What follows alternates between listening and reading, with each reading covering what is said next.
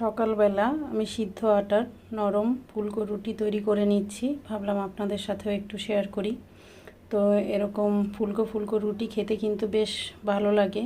এই রুটির পারফেক্ট ডোটাও হতে হয়।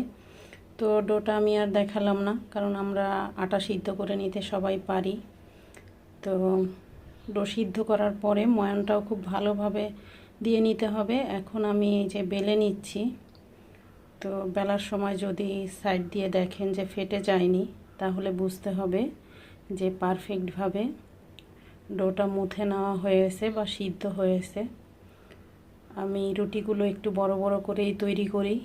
মনে হয় যে একটি রুটি যার লাগবে সে খাবে, বা দুইটা লাগলে দুইটা খাবে, কিন্তু একদম ছোট ছোট করে রুটি তৈরি করতে গেলে অনেক সময় লাগে। আর দেখুন পাতলাটাও বেশ পাতলা করে নিয়েছি। এখন ভেজে নিব।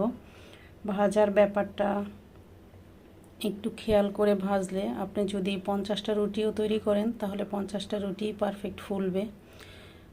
রুটি তাওয়ায় দেওয়ার পরে 10 সেকেন্ড পরেই রুটিটা উল্টে নিতে হবে। এই যে দেখুন, যেরকম করে আমরা সেকে নর্মালে ফ্রোজেন করি বা নর্মালে রেখে দেই 5-7 দিনের জন্য, এখন যে উল্টে দিয়েছি এই দিকটা একদম এই যে এরকম যখন ডার্ক ব্রাউন হবে তখন উল্টে দিলে রুটিটা অটোমেটিক ফুলবে, আপনার কোথাও কোনো চাপ দিতে হবে না। তো এই যে দেখুন, আমি দেখিয়ে দিচ্ছি।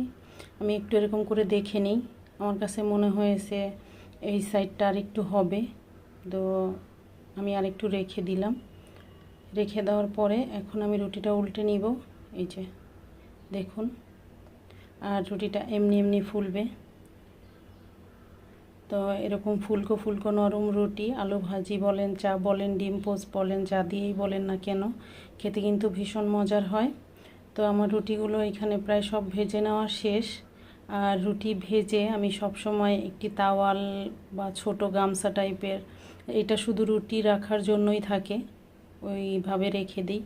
এরকম যদি একটি গামছা বা তাওয়ালের মধ্যে রাখা হয় তাহলে দেখা যায় রুটিটা রাত পর্যন্ত একদম, সকালে যেরকম নরম থাকে রাত পর্যন্ত একদম পারফেক্ট নরম থাকে।